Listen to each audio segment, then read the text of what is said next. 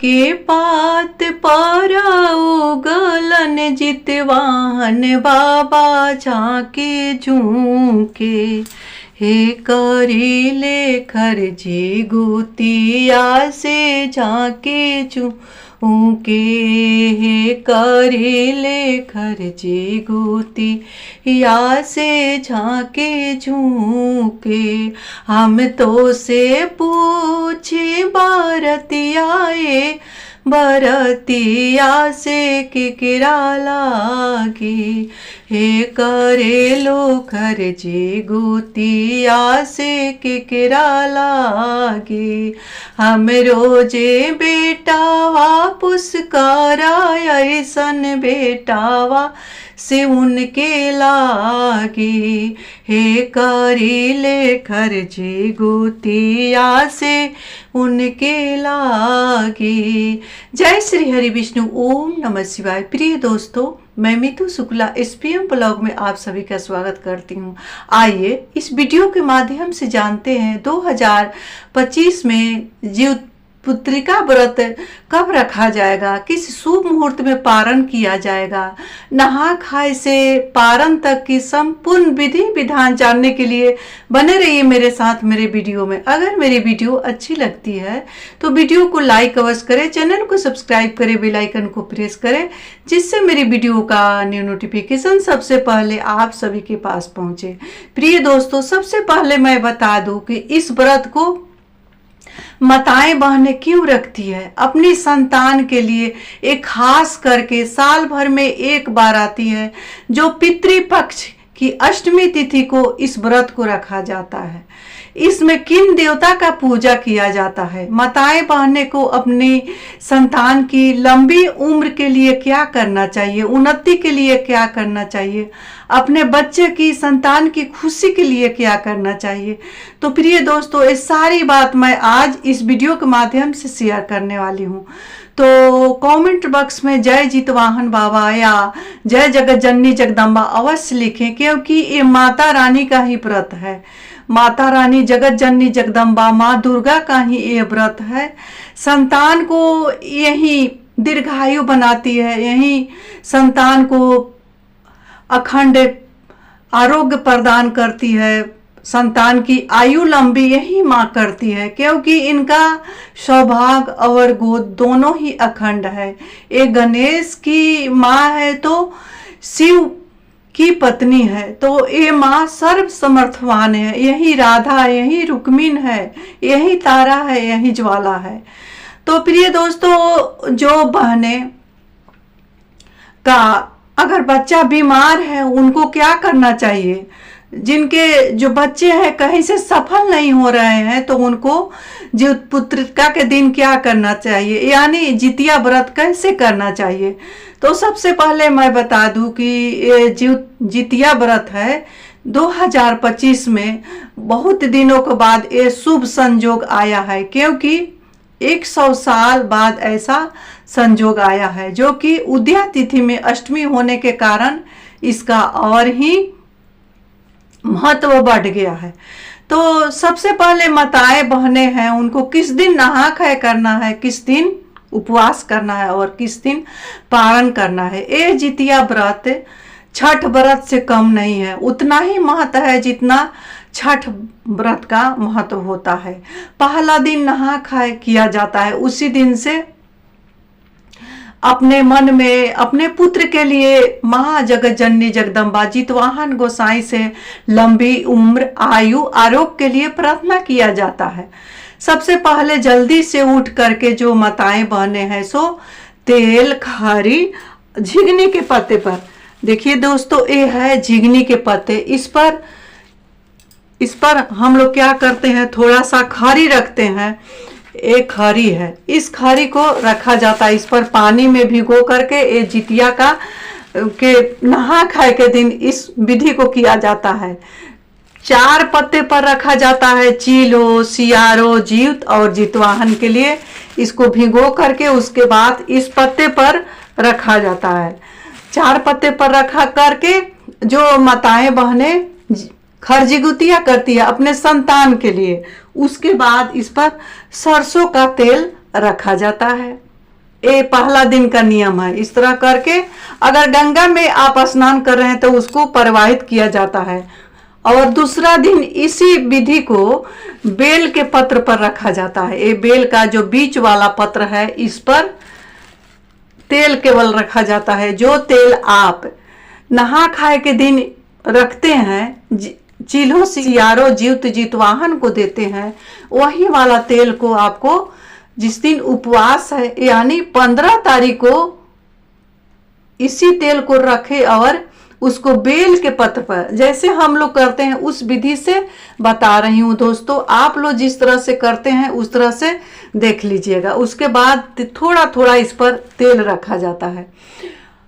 तेल रखने के बाद इसी तेल को आपका जो संतान है, आपका जो पति है, उसको लगाया जाता है, क्योंकि ये तेल आशीर्वाद के स्वरूप में लगाया जाता है। अगर आपके परिवार में कोई बीमार है, बच्चे बीमार हैं, बच्चियां बीमार हैं, पति बीमार हैं, तो इस तेल को अवश्य लगाएं। इस तेल को लगाने से आरोग्य भी तो मिलता ही है, संतान दीर्घायु भी होता है। और इस तरह से छोटे छोटे पत्तियां है, जैसे फूल है, ये मेरा अष्टदल कमल है जो कि दुर्गा पूजा के पहले से ही ये फूल खिलने लगा है। और कोई पत्तियां है, दूब का फूनगा है, या महादेव का जैसे पूजा करते हैं तो उनका भी बहुत सारे पत्र फूल से, धतूरा का पत्र है, धतूरा का फूल है, चाहे कोई भी दूब का फूनगा है, जो भी तोड़ना है आप एक दिन पहले तोड़ ले, क्योंकि इसका नाम ही है खरजिगुतिया। जो माताएं बहनें होती है उनको खरजिगुतिया के दिन कोई भी खर को नहीं तोड़ना चाहिए। जैसे आपको सब्जी काटना है, अगर आपके परिवार में कोई है तो उनका आप हेल्प ले सकते हैं, नहीं तो आप एक दिन पहले काट करके रख ले। कोई वस्त्र को काटना सिलना उस दिन नहीं किया जाता है। बिल्कुल माताएं बहनें हैं इन सब बातों का ध्यान देती है तो उनका जो संतान है उसका उम्र अवश्य ही दीर्घायु होता है। संतान को आरोग्यता की प्राप्ति होती है, संतान की उन्नति होती है। ये माता जगत जननी जगदम्बा सब कुछ देने में सर्वसमर्थवान है। तो इस तरह से नियम करें। और नौनी की साग नहा खाए के दिन मड़ुआ की रोटी आप लोग देख लेंगे कि आपके यहाँ कैसे किया जाता है। कई कई जगहों पर माताएं बहनें मछली खाती हैं। तो प्रिय दोस्तों देखिए, मैं माना नहीं कर रही हूँ, लेकिन ये इसमें जान जो है ना, मछली में जान है, वो जिंदा प्राणी है, उसको अगर आप मार करके खाते हैं तो ये ठीक नहीं है। क्योंकि चील्हो और सियारों की जी कथा है, सो वही चील्हो थी, सो नियम विधि विधान से व्रत रखती थी हर साल। सियारन थी, सो जा करके मुरघट्टी में हाड़ मांस को अपने बहन से छिपा करके चबाती थी।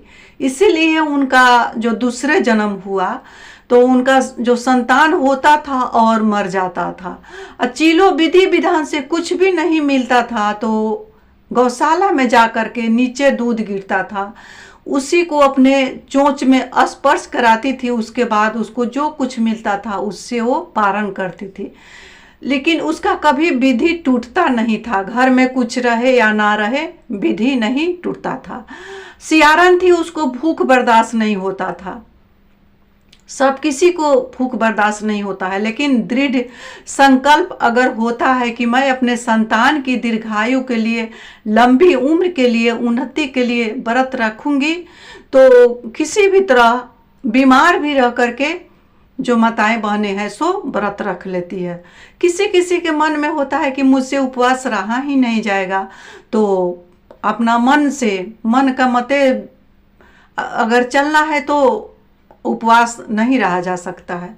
तो माताएं बहनें हैं, इतना अवश्य ही कष्ट करें, अवश्य ही इस व्रत को विधि विधान नियम से रखें, क्योंकि ये व्रत है 24 घंटा का उपवास होता है, निर्जल निराहार, बिना पानी के माताएं रहती है अपने संतान की सुख शांति समृद्धि आरोग्य के लिए।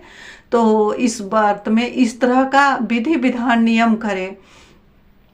पारण के दिन भी कुछ नियम है, जैसे सुगिया के राव, हम लोग की तरफ छोटे छोटे हरा कलर का सुगिया के राव होता है, अक्षत होता है, उसको जितने बच्चे हैं उसके हिसाब से उसको लीलना होता है, दांत से चिबाना नहीं होता। आपको जितने बच्चे हैं उसको आप घूंटिए, उसके बाद गर्म पानी से उसको निगल जाइए। कई कई जगहों पर झिंगनी का जो बच्चा होता है उसको निगला जाता है, उसको भी दांत से नहीं चिबाया जाता है। इस तरह से चीलों सियारों को सुगिया केराव अक्षत दिया जाता है, उसके बाद पारण किया जाता है। वहीं जिनको सास नहीं है वो अपने सास के लिए नहा खाए के दिने जो सीधा होता है, चावल, दाल, आलू, नमक, हल्दी, झिंगनी, ये सब दान करती है पंडित को, उसके बाद ही नहा खाए करती है। और पारण के दिन बिना सास वाली जी वो अपने सास के लिए व्रत रखती है, उनको ओरी टिकना होता है। तो अष्टमी बीतने के बाद ओरी टिक करके ही अपने सास को तेल और सिंदूर, जो तेल मैंने बताई है कि जो झिंगनी के पत्ते पर, बेल के पत्ते पर दिया जाता है, वही तेल को पहले सास को ओरी टिका जाता है, उस पर सिंदूर लगा करके, तेल सिंदूर दे करके ही अपने मांग में सिंदूर किया जाता है। जो बहनें अपने सास के लिए इस व्रत को रखती है उनको नहा खाए से पारण तक ही सिंदूर लगाना होता है। वहीं जो बहनें अपने बच्चे के लिए इस व्रत को रखती है उनको नहा खाए से पारण तक सिंदूर लगाना होता है। वहीं जो माताएं बहनें अपने सास के लिए व्रत रखती है उनको ओरी टिकने के बाद ही इस व्रत में सिंदूर लगाया जाता है। उसके बाद फिर आप सीधा दान करें। जो जितिया करती है बहनें, जो खरजिगुतिया करती है, उनको पारण के दिन सबसे पहले सीधा दान किया जाता है। हो सके तो आटा, चावल, दाल, नमक, आलू, हल्दी, कुछ दक्षिणा दे करके दान करे, उसके बाद अपने व्रत को खोले। इस तरह से बहनें 3 दिन का निर्जल निराहार रह करके ये व्रत करती है। अब आइए जानते हैं इस व्रत को 2025 में कब रखना है। तो जितिया का नहा खाए होगा शनिवार, यानी 13 सितंबर को इसका नहा खाए होगा। इसका जो निर्जल निराहार निखंड रहना है सो 14 सितंबर को माताएं बहनें उपवास रखेंगी और 15 सितंबर को सुबह सुबह ये जितिया व्रत का पारण किया जाएगा। सरगी खाने का नियम मैं बता दूं कि सरगी आप 4 बजे तक खा सकते हैं, 4:30 तक भी खा सकते हैं, क्योंकि सूर्योदय से सूर्योदय तक के लिए ही इस व्रत को लिया जाता है। बहनें ध्यान रखें कि तला भुना ज़्यादा चीज़ ना खाएं, डाब पिएं, जूस पिएं, थोड़ा सा स्पंज रसगुल्ला ले लें, नहीं तो दही चूड़ा का नियम होता है। इसमें दही चूड़ा, शक्कर जरूर ही लिया जाता है। थोड़ा सा यात्रा के लिए चीलों सियारों को भी झिंगने के पत्ते पर भोर में दही चीरा सान करके शक्कर रखा जाता है, दिया जाता है 4 पत्ते पर। उसके बाद जो अपने बच्चे हैं उनको अवश्य ही सरगी खिलाया जाता है। ये सरगी आरोग्य, बच्चे की लंबी उम्र के लिए माताएं बहनें हैं सो सरगी खिलाती है।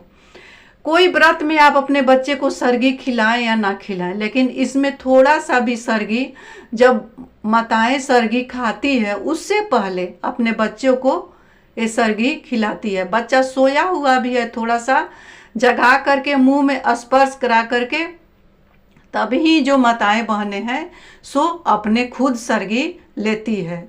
चिलो सियारों को देने के बाद आपके घर में पति हैं, बच्चे हैं, बेटा है, बेटी है, नाती है, पोता है, सबको थोड़ा थोड़ा स्पर्श मुंह में कराया जाता है, क्योंकि चिलो सियारो जितवाहन गोसाई जगत जननी जगदम्बा से अपनी संतान की लंबी उम्र उन्नति के लिए ये सरगी खिलाया जाता है। प्रिय दोस्तों, ये वीडियो काफ़ी लंबा हो जाएगा, इसीलिए मैं अपने वाणी को यहीं पर विराम देती हूँ।